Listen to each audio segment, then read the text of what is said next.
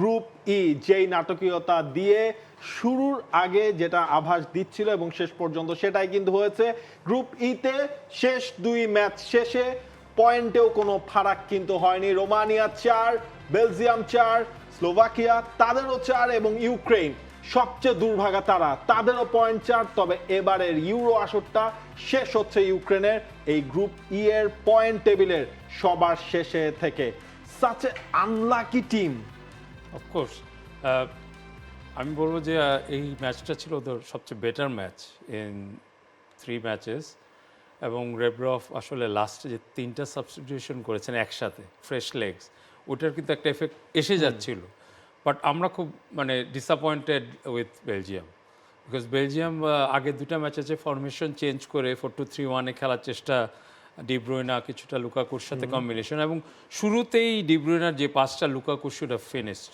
চলছে prediction game নগদ অ্যাপে। প্রেডিকশন করে জিতুন জিক্সার বাই টিভি, স্মার্টফোন সহ আরো অনেক পুরস্কার। তো এই জিনিসগুলি আসলে বেলজিয়াম কাজ করতে হবে তাদের, যে নেক্সটে যেহেতু ফ্রান্সের সাথে খেলা পড়েছে সম্ভবত, রাইট। সো এই ধাঁচের খেলার থেকে এবং কোন ফরমেশনে খেলবে এই মিসটার কথা আমি বলছি।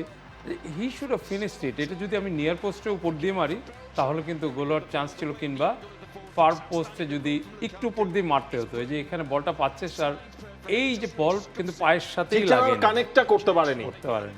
সো এই ধরনের চান্স খুব একটা পাওয়া যেত না। এবং আমার কাছে ভালো লেগেছে ইউক্রেন 4 ব্যাক পিছনে রেখে 6 জন দিয়ে প্রেস করিয়েছে, যাতে বেলজিয়াম সহজে বিল্ড আপ করতে না পারে। এবং বেলজিয়াম আসলে আমার মনে হয় যে এই ফরমেশনটা খুব বেশি স্বাচ্ছন্দ্য বোধ করছিল না। একটা উইং তো পুরো অফ ছিল। ট্রসার্ডের কথা বলবো যে আমার মনে হচ্ছে ট্রসার্ড ব্রাইটনে যে খেলাটা খেলতেন ওইটা আর্সেনালে এসেও কন্টিনিউ করতে পারেন নাই বিধায় কিন্তু সে চেঞ্জে সাব হিসাবে নামাটা।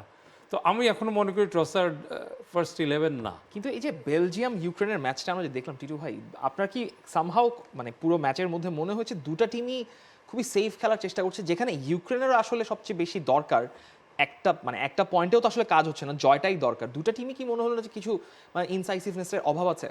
মেন হচ্ছে যে according to the potential of the players, বেলজিয়ামের যে টপ প্লেয়ারগুলো সেই হিসাবে ইউক্রেন একটু তো খোলসে থাকবেই, ওই চেষ্টাটা ছিল। বাট আমি যে বললাম যে হাই প্রেসিং করছে 6 জনকে নিয়ে, তার মানে one of the centre back is also joining with the press. সাধারণত আমরা দেখি টিমগুলি 3 জন উপরে, পিছনে 2 জন, এই 5 জনকে নিয়ে একটা কি বলবো এটাকে রম্বসের মতো বা ওইটা দিয়ে প্রেস করে।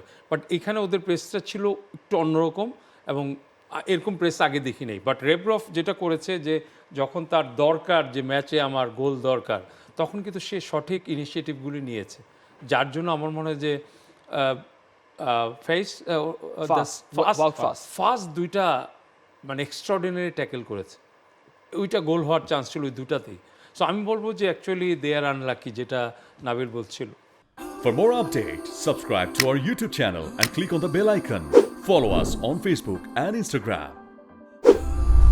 Download T-Sports app to enjoy exciting games and highlights. Visit tsports.com.